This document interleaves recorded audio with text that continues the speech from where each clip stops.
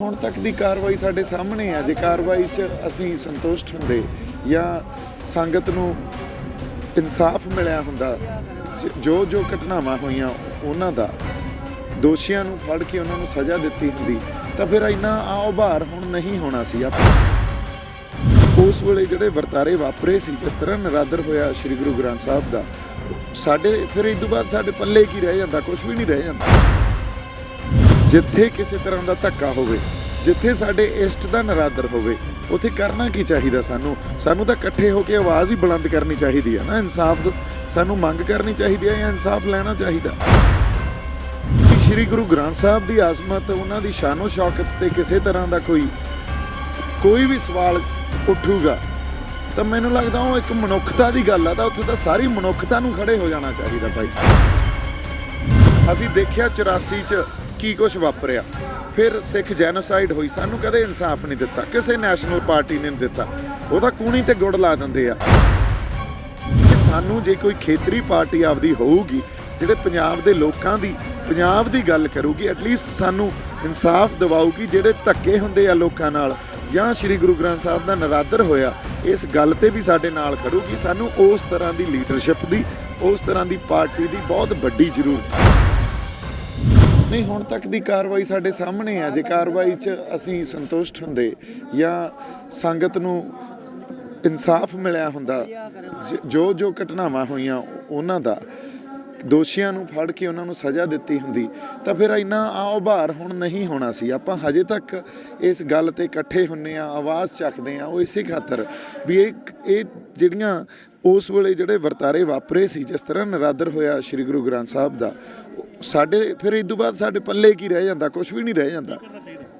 ਨਹੀਂ, ਕਰਨਾ ਤਾਂ ਇਹੀ ਚਾਹੀਦਾ ਜੀ। ਜਿੱਥੇ ਵੀ ਕੋਈ ਜ਼ਬਰ ਤੇ ਜ਼ੁਲਮ ਹੋਵੇ, ਜਿੱਥੇ ਕਿਸੇ ਤਰ੍ਹਾਂ ਦਾ ਧੱਕਾ ਹੋਵੇ, ਜਿੱਥੇ ਸਾਡੇ ਇਸ਼ਟ ਦਾ ਨਿਰਾਦਰ ਹੋਵੇ, ਉੱਥੇ ਕਰਨਾ ਕੀ ਚਾਹੀਦਾ? ਸਾਨੂੰ ਤਾਂ ਇਕੱਠੇ ਹੋ ਕੇ ਆਵਾਜ਼ ਹੀ ਬੁਲੰਦ ਕਰਨੀ ਚਾਹੀਦੀ ਹੈ ਨਾ। ਇਨਸਾਫ ਸਾਨੂੰ ਮੰਗ ਕਰਨੀ ਚਾਹੀਦੀ ਹੈ ਜਾਂ ਇਨਸਾਫ ਲੈਣਾ ਚਾਹੀਦਾ। ਹਾਂਜੀ,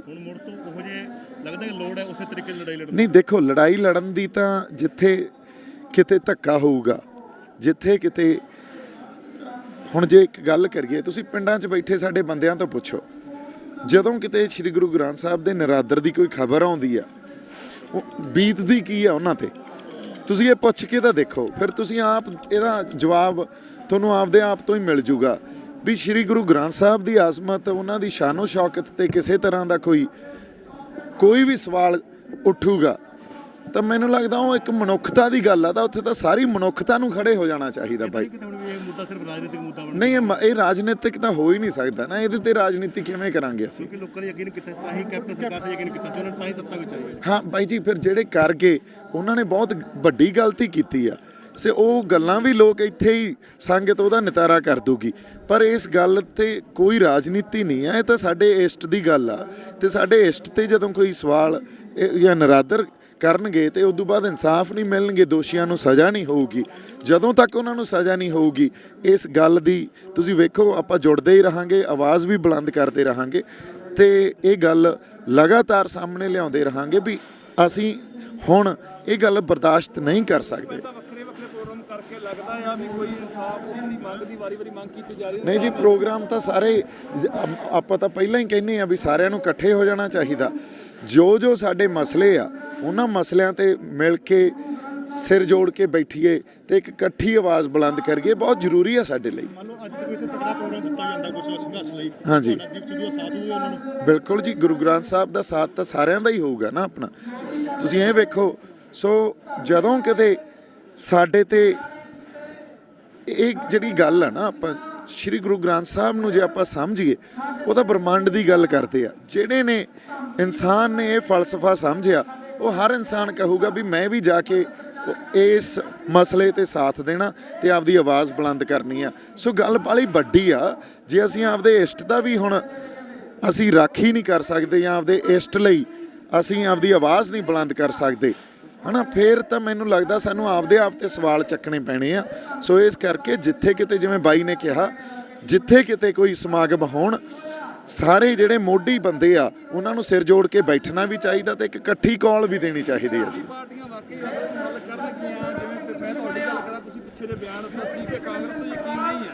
ਅਕਾਲੀ ਦਲ ਪੁਰਾਣਾ ਖੜਾ ਹੋ ਜਾਵੇ ਤਾਂ ਸ਼ਾਇਦ ਪੰਜਾਬ ਬਚ ਸਕਦਾ। ਤੁਹਾਨੂੰ ਲੱਗਦਾ ਵੀ ਕੋਈ ਅਕਾਲੀ ਦਲ ਦੇ ਨਾਲ ਕੋਈ ਹੋਰ ਸਿਆਸੀ ਪਾਰਟੀ? ਨਹੀਂ ਬਾਈ ਜੀ, ਮੈਂ ਦੇਖੋ ਗੱਲ ਕੀ ਕਹਿ ਰਿਹਾ ਸੀ, ਗੱਲ ਕਾਂਗਰਸ ਤੇ ਯਕੀਨ ਜਾਂ ਬੀਜੇਪੀ ਤੇ ਗੱਲ ਨਹੀਂ ਆ। ਉਹ ਨੈਸ਼ਨਲ ਪਾਰਟੀਆਂ, ਉਹਨਾਂ ਨੇ ਕਦੇ ਸਾਨੂੰ ਇਨਸਾਫ ਨਹੀਂ ਦਿੱਤਾ।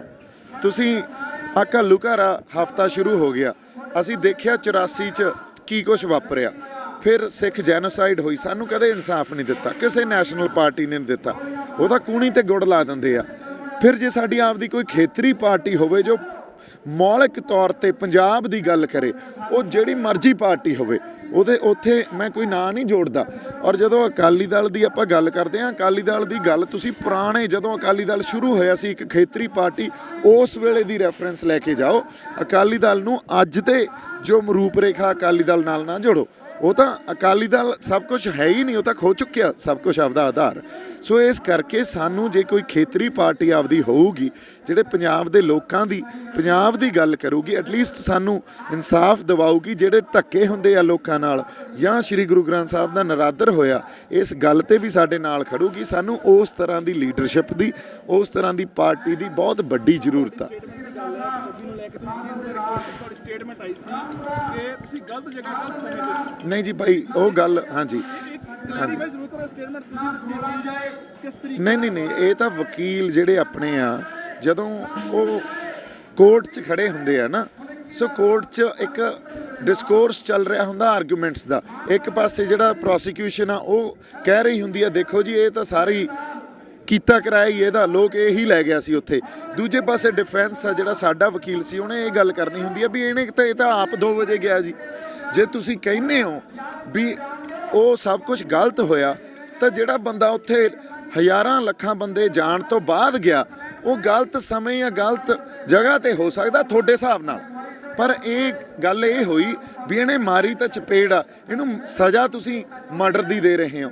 ਚਪੇੜ ਮਾਰੀ ਆ ਤਾਂ ਚਪੇੜ ਮਾਰਨ ਖਾਤਰ ਹੀ ਇਹਨੂੰ ਟਰਾਈ ਕਰੋ ਜਾਂ ਟਰਾਇਲ ਹੋਣਾ ਚਾਹੀਦਾ, ਇਹਨੂੰ ਮਰਡਰ ਦੀ ਸਜ਼ਾ ਨਹੀਂ ਦਿੱਤੀ ਜਾਣੀ ਚਾਹੀਦੀ। ਸੋ ਉਹ ਪੂਰਾ ਟੋਟੈਲਿਟੀ 'ਚ ਨਹੀਂ ਦੇਖੀ ਗਈ ਸਟੇਟਮੈਂਟ, ਉਹ ਵਿੱਚੋਂ ਇੱਕ ਗੱਲ ਕੱਢ ਕੇ ਤੇ ਉਸ ਗੱਲ ਤੇ ਵਿਵਾਦ ਸ਼ੁਰੂ ਕਰ ਦਿੱਤਾ ਜਾਂਦਾ। ਇਹ ਬੜੀ ਵੱਡੀ ਤਰਾਸਦੀ ਆ। ਜਦੋਂ ਅਸੀਂ ਟੋਟੈਲਿਟੀ 'ਚ ਸਟੇਟਮੈਂਟ ਨੂੰ ਦੇਖਦੇ ਆਂ ਜਾਂ ਗੱਲਾਂ ਨੂੰ ਸਮਝਣ ਦਾ ਯਤਨ ਕਰਦੇ ਆਂ, ਫਿਰ ਸਾਨੂੰ ਪਤਾ ਲੱਗਦਾ ਵੀ ਸੱਚ ਕੀ ਆ, ਉਹਦੇ ਲੇਅਰਸ ਕਿੰਨੇ ਆ। ਪਰ ਜਦੋਂ ਅਸੀਂ ਇੱਕ ਵਿੱਚੋਂ ਹਿਸਾਬ ਨਾਲ ਆਪਦੇ ਸਟੇਟਮੈਂਟ ਦੇ ਇੱਕ ਕੋਈ ਬਿਆਨ ਕੱਢ ਲਿਆ ਤੇ ਉਹਦੇ ਤੇ ਗੱਲ ਸ਼ੁਰੂ ਕਰਤੀ, ਫਿਰ ਤਾਂ ਕਦੇ ਨਿਆਂ ਦੇ ਹੀ ਨਹੀਂ ਪਾਵਾਂਗੇ ਕਿਸੇ ਗੱਲ ਨੂੰ ਆਪਾਂ। ਅਰਦਾਸ ਚ ਸ਼ਾਮਲ ਹੋਣਾ, ਭਾਈ ਰਣਜੀਤ ਸਿੰਘ ਅਰਦਾਸ ਹੋ ਰਹੀ ਹੈ ਕਿਹਾ ਸੀ ਕਿ ਉਹ ਗਲਤ ਤਰੀਕੇ ਨਾਲ ਪ੍ਰਚਾਰ ਕਰਦੇ ਨੇ ਜਾਂ ਫਿਰ ਵਿਗਿਆਨਕ ਤੌਰ ਦੇ ਨਾਲ ਕਰਦੇ ਆ, ਜਿਹੜਾ ਕਿ ਲੱਗਦਾ ਹੈ ਕਿ ਲੋਕਾਂ ਤੱਕ ਠੀਕ ਗੱਲ ਕਨਵੇ ਨਹੀਂ ਕਰ ਪਾਉਂਦੇ। ਪਰ ਉਹ ਕਹਿੰਦੇ ਕਿ ਦੀਪ ਸਿੱਧੂ ਵਰਗੇ ਉਹ ਲੋਕ ਨੇ ਜਿਹੜੇ ਤੁਹਾਡੇ ਮਨਾਂ ਦੇ ਵਿੱਚ ਈਰਖਾ ਭਰਦੇ ਆ। ਉਹ ਤੁਹਾਨੂੰ ਤੁਸੀਂ ਬਿਆਨ ਸੁਣਿਆ ਹੋਊਗਾ? ਨਹੀਂ ਸੁਣਿਆ ਨਹੀਂ ਜੀ, ਨਹੀਂ ਸੁਣਿਆ ਨਹੀਂ ਜੀ। ਹਾਂਜੀ, ਕਿ ਦੀਪ ਸਿੱਧੂ ਵਰਗੇ ਇਹ ਲੋਕ ਸਿਰਫ ਅੱਗ ਲਾ ਸਕਦੇ ਆ, ਇਹ ਨਾ ਪੰਥ ਨੂੰ ਕਦੇ ਜੋੜਨ ਆਏ ਸੀ ਤੇ ਨਾ ਜੋੜ ਸਕਦੇ। ਠੀਕ ਹੈ ਭਾਈ, ਮੈਂ ਤਾਂ ਉਹਨਾਂ ਨੂੰ ਹਮੇਸ਼ਾ ਇਹੀ ਬੇਨਤੀ ਕਰਦਾ ਰਿਹਾ ਵੀ ਜੋ ਕੋਈ ਵਿਵਾਦ ਆ, ਉਹ ਪਹਿਲਾਂ ਅਕਾਲ ਤਖਤ ਸਾਹਿਬ ਤੇ ਉਹਨਾਂ ਨੂੰ ਜਦੋਂ ਵੀ ਕਿਤੇ ਨਿਯੋਤਾ ਆਇਆ ਜਾਂ ਜਥੇਦਾਰ ਸਾਹਿਬ ਦੇ ਨਾਲ ਬੈਠਣ ਦੀ ਗੱਲ ਆਈ ਆ, ਉਹ ਪੰਥ ਦੇ ਜਿਹੜੇ ਬੰਦੇ ਆ ਜਾਂ ਸਿੱਖ ਸ਼ਖਸੀਅਤਾਂ, ਮੈਂ ਤਾਂ ਉੱਡਾ ਲਾਇਕ ਬੰਦਾ ਹੈ ਹੀ ਨਹੀਂ, ਹੈ ਨਾ। ਜਿਹੜੀਆਂ ਸ਼ਖਸੀਅਤਾਂ, ਜਿਹੜੇ ਸਾਡੇ ਸਿੱਖ ਚਿੰਤਕ ਲੋਕ ਆ ਜਾਂ ਸਾਡੇ ਸਿੰਘ ਸਾਹਿਬਾਨ ਆ, ਉਹਨਾਂ ਦੇ ਨਾਲ ਜਾ ਕੇ ਬਹਿ ਕੇ ਗੱਲਾਂ ਨੂੰ ਆਪਦੀਆਂ ਨੂੰ ਸੁਲਝਾਉਣ। ਇਹ ਪਹਿਲਾਂ ਵੀ ਮੈਂ ਬੇਨਤੀ ਕਰਦਾ ਰਿਹਾ। ਦੂਜੀ ਗੱਲ, ਸਾਡੇ ਸਿੱਖ ਪ੍ਰਚਾਰਕ ਆ ਭਾਈ ਰਣਜੀਤ ਸਿੰਘ, ਹੈ ਨਾ, ਉਹਨਾਂ ਨੇ ਜਿਸ ਤਰ੍ਹਾਂ ਦਾ ਗਿਆਨ ਨੂੰ ਲੈ ਕੇ ਤੇ ਗੁਰੂ ਨੂੰ ਲੈ ਕੇ ਤੇ ਸਿਰਫ ਇਹ ਕਹਿ ਲਓ ਵੀ ਗ੍ਰੰਥ ਨੂੰ ਇੱਕ ਜ਼ਰੀਏ ਦੇ ਤੌਰ ਤੇ ਬਿਆਨ ਦਿੱਤਾ, ਉਹਨੇ ਕਦੇ ਦਿਲ ਦੁਖਾ ਸਕਦੀ ਆ ਉਹ ਗੱਲ। ਉਹ ਤੇ ਬਹੁਤ ਸਾਡੇ ਲੋਕਾਂ ਦੇ ਦਿਲ ਦੁਖਾਏ ਆ। ਸੋ ਮੇਰਾ ਬਿਆਨ ਸਿਰਫ ਉਸੇ ਨੂੰ ਲੈ ਕੇ ਸੀ ਵੀ ਜੇ ਅਸੀਂ ਸ਼੍ਰੀ ਗੁਰੂ ਗ੍ਰੰਥ ਸਾਹਿਬ ਨੂੰ ਅੱਜ ਜ਼ਰੀਏ ਦੇ ਤੌਰ ਤੇ ਹੀ ਪੇਸ਼ ਕਰਨ ਲੱਗੇ ਤਾਂ ਅਸੀਂ ਆਪ ਹੀ ਮਾਤ ਖਾ ਜਾਾਂਗੇ। ਤੇ ਸਾਡੇ ਜਿਹੜੇ ਸਿੱਖ ਪ੍ਰਚਾਰਕ ਆ, ਜਿਨ੍ਹਾਂ ਨੂੰ ਅਸੀਂ ਸੁਣਦੇ ਹਾਂ, ਜੇ ਉਹੀ ਇਹ ਗੱਲ ਕਹਿਣ ਲੱਗੇ ਤਾਂ ਫਿਰ ਗੱਲ ਕਿਤੇ ਨਾ ਕਿਤੇ ਬੜੀ ਸੀਰੀਅਸ ਆ। ਤੇ ਇਸ ਗੱਲ ਨੂੰ ਸਾਨੂੰ ਸਮਝਣਾ ਚਾਹੀਦਾ। ਤੇ ਮੇਰਾ ਉਸ ਕੌਨਟੈਕਸਟ 'ਚ ਬਿਆਨ ਸੀ। ਮੇਰੀ ਕੋਈ ਨਿੱਜੀ ਦੁਸ਼ਮਣੀ ਨਹੀਂ ਹੈ ਉਹਨਾਂ ਨਾਲ, ਜਾਂ ਮੈਂ ਕਿਸੇ ਤਰ੍ਹਾਂ ਉਹਨਾਂ ਦਾ ਨਿਰਾਦਰ ਨਹੀਂ ਕਰਦਾ। ਨਿੱਜੀ ਤੌਰ ਤੇ ਮੇਰਾ ਕੋਈ ਉਹਨਾਂ ਨਾਲ ਕੋਈ ਵੈਰ ਵਿਰੋਧ ਨਹੀਂ ਆ, ਹੈ ਨਾ। ਇੱਕ ਸਿਧਾਂਤਕ ਗੱਲ ਸੀ ਜਿਹੜੀ ਮੈਂ ਅੱਗੇ ਰੱਖੀ। ਸੋ ਇਸ ਗੱਲ ਤੇ ਕਿਸੇ ਨੂੰ ਵੰਡਣਾ ਜਾਂ ਆਪਾਂ ਈਰਖਾ, ਕੋਈ ਨਹੀਂ ਬਾਈ ਜੀ। ਉਹ ਹੁਣ ਉਹਨਾਂ ਨਾਲ ਮੈਂ ਬਹਿਸ ਤਾਂ ਸਕਦਾ ਨਹੀਂ, ਉਹਨਾਂ ਨੂੰ ਮੇਰੇ ਤੋਂ ਜ਼ਿਆਦਾ ਪਤਾ ਬਾਈ ਜੀ। ਉਹਨਾਂ ਨੂੰ ਸਾਡੇ ਆਪਣੇ ਸਿੱਖ ਧਰਮ ਬਾਰੇ, ਪੰਥ ਬਾਰੇ ਜ਼ਿਆਦਾ ਪਤਾ ਹੋਣਾ ਚਾਹੀਦਾ। ਇੱਕ ਸਿੱਖ ਪ੍ਰਚਾਰਕ ਆ ਉਹ। ਹਾਂਜੀ। ਇੱਕ ਪਾਸੇ ਉਹ ਬੱਬੂ ਮਾਨ ਦੇ ਕੁਝ ਸ਼ਬਦਾਂ ਨਹੀਂ ਭਾਈ, ਇਹ ਗੱਲਾਂ ਕਲੀਅਰ ਹੋ ਚੁੱਕੀਆਂ ਬਾਈ ਜੀ। ਨਹੀਂ, ਇਹ ਗੱਲਾਂ ਕਲੀਅਰ ਹੋ ਚੁੱਕੀਆਂ।